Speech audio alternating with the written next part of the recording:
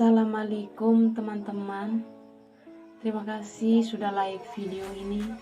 Sebelum lanjut ke videonya, jangan lupa like videonya, komen, share ke semua akun sosial media yang kalian punya, dan jangan lupa subscribe. Selamat pagi, shalom, salam sejahtera bagi kita semua. Om Swastiastu, Namo Buddhaya, salam kebijakan. Perkenalkan, nama saya Maria Sarida Toji, biasa dipanggil Tojilsang. Saya adalah mahasiswa Fakultas Teknik Universitas Nusa Indonesia pada program studi informatika dengan NIM 0212100025 kelas 1A. Video ini dibuat dalam rangka menjawab soal ujian tengah semester yang telah diberikan oleh Bapak Alexander Heloprianto sebagai dosen pengampu mata kuliah pendidikan Pancasila. Berikut pertanyaan dan jawaban yang akan saya ulas. Pengertian Pancasila menurut Pongdeng Pardes Indonesia dan dosen pendidikan Pancasila yang memberikan materi secara etimologi dan terminologi. Kemudian menurut pandangan saya mengenai Pancasila dan tantangannya di masa kini. Pancasila menurut Bapak Muhammad Yamin secara terminologi. Muhammad Yamin, Pancasila berasal dari kata panca yang 5 dan sila yang berarti sendi, atas dasar atau peraturan tingkah laku yang penting dan baik. Dengan demikian, Pancasila merupakan 5 dasar yang berisi pedoman atau aturan tentang tingkah laku yang penting dan baik. Pancasila menurut Bapak Alexander Heloprianto secara etimologi dengan mata kuliah pendidikan Pancasila adalah dasar-dasar kehidupan manusia bagi setiap individu, kelompok, dan golongan di NKRI yang mengharuskan mempercayai adanya Sang Pencipta sesuai dengan keyakinan, memiliki rasa kemanusiaan, mewujudkan persatuan, adanya musyawarah, konsolidasi, rekonsiliasi, dan berjiwa adil dalam berbangsa dan bernegara. Pancasila menurut pendapat saya, Pancasila secara etimologi. Pancasila berasal dari bahasa Sanskerta, terdiri dari 2 kata panca dan sila. Sila juga diartikan sebagai aturan yang melatar belakangi perilaku seseorang atau bangsa, kelakuan atau perbuatan yang menurut adab atau sopan santun, akhlak dan moral. Dari Pancasila menurut Bapak Muhammad Yamin dan Bapak Alexander Heloprianto menyimpulkan bahwa Pancasila sebagai ideologi sangat penting bagi suatu bangsa dan negara karena ideologi merupakan kata norma yang mengatur kehidupan bangsa dan negara serta dianut oleh negara, pemerintah, dan rakyat secara keseluruhan, bukan milik perseorangan atau golongan masyarakat tertentu saja, namun milik bangsa dan negara secara utuh. Ideologi mampu menguruskan arah bangsa kepada kehidupan yang lebih baik lagi. Pertanyaan yang kedua, menurut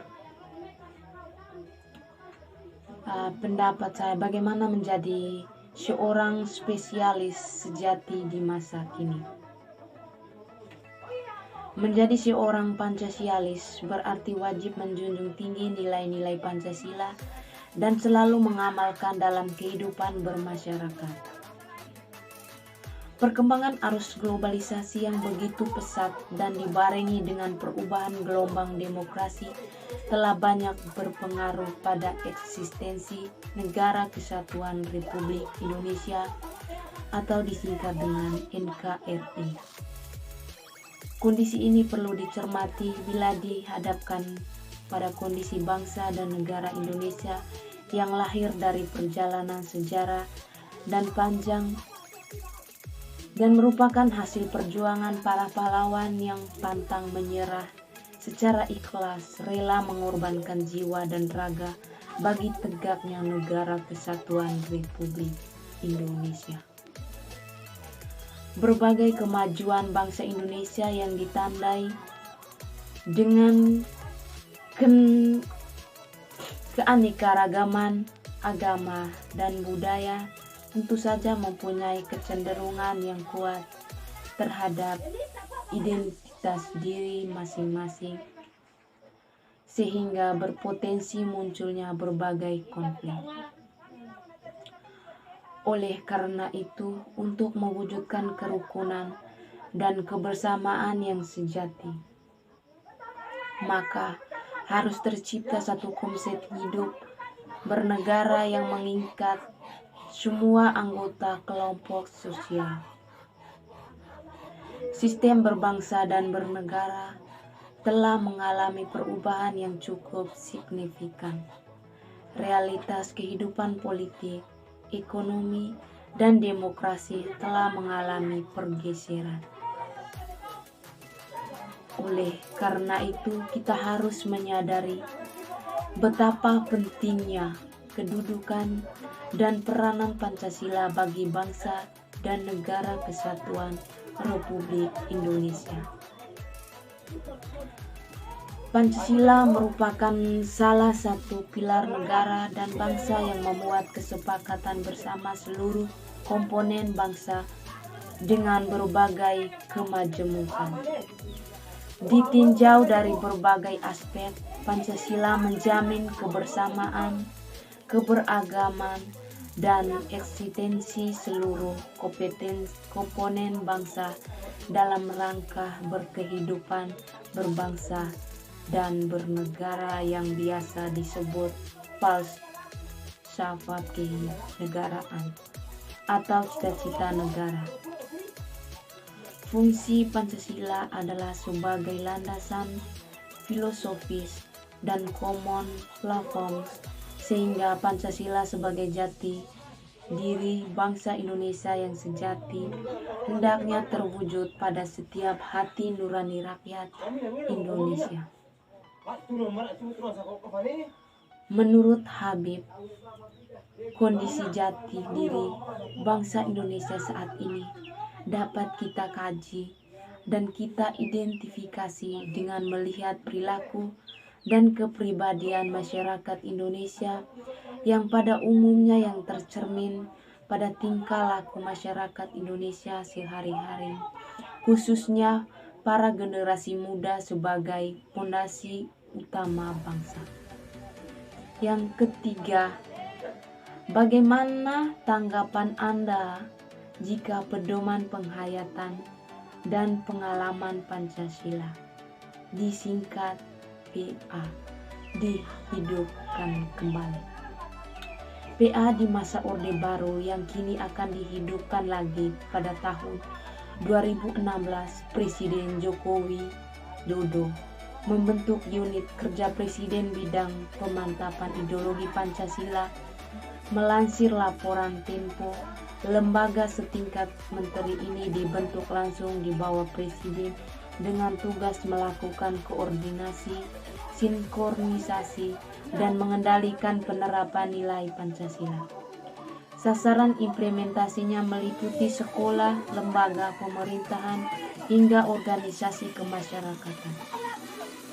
Pancasila harus betul-betul diwujudkan dalam pola pikir, sikap, mental, dalam gaya hidup, dan perilaku nyata kita dapat kehidupan sehari-hari, ujar Jokowi saat menggelar rapat terbatas membahas soal pemantapan Pancasila pada 19 Desember 2016. Pembentukan lembaga pembinaan Pancasila oleh Jokowi mengingatkan pada upaya indoktrinasi ideologi Pancasila yang dilakukan Presiden Soeharto 40 tahun lalu.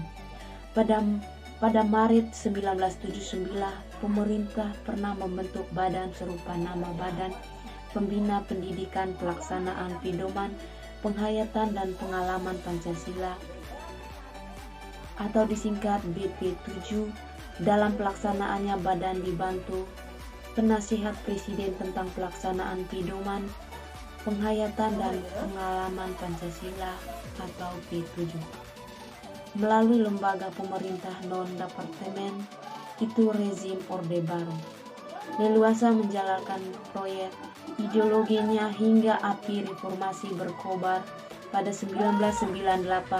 Dalam waktu 19 tahun, pemerintah mewajibkan setiap pegawai negeri dan anggota masyarakat mengikuti penataran pedoman penghayatan dan pengalaman Pancasila P4. Di tingkat sekolah P4 lebih dulu diajarkan melalui mata pelajaran Pendidikan Moral Pancasila atau disingkat dengan PMP yang pertama kali diatur dalam kurikulum 1975. Sejak Januari 2017, pemerintah Jokowi melalui BPIP berencana menghidupkan kembali penataran P4 yang diklaim dapat menangkal paham radikalisme. Rencana ini kembali mencuat pada Februari 2020. Penyusul pernyataan mantan anggota Dewan BPIP Mahfud MD yang mengatakan sudah ada beberapa orang yang dilatar. Penataran P4 nyatanya cukup berat, terlebih untuk ukuran masa kini. Sebagaimana dicatat oleh brosur, penataran umumnya dilaksanakan dalam waktu 2 minggu dari pukul 8 pagi hingga 6 petang. Bagi penjabat pemerintah senior, waktu penataran yang harus dijalani adalah 120 jam. Peserta penataran dianggap gugur dan harus mengulang lagi dari awal ketika kedapatan satu kali tidak hadir atau dianggap tidak mengikuti etiket penataran. Yang keempat, apa itu ideologi dan falsafah Pancasila? Seiringi perjalanannya waktu, Pancasila pun dapat diartikan sebagai ideologi negara. Pancasila sebagai falsafah negara maupun ideologi negara berarti bahwa wawasan dan nilai yang terkandung secara kultural tertanam dalam sanubari serta kepribadian yang menggambarkan kebiasaan, perilaku, dan kehidupan masyarakat Indonesia. Sekian tutorial dari saya. Terima kasih.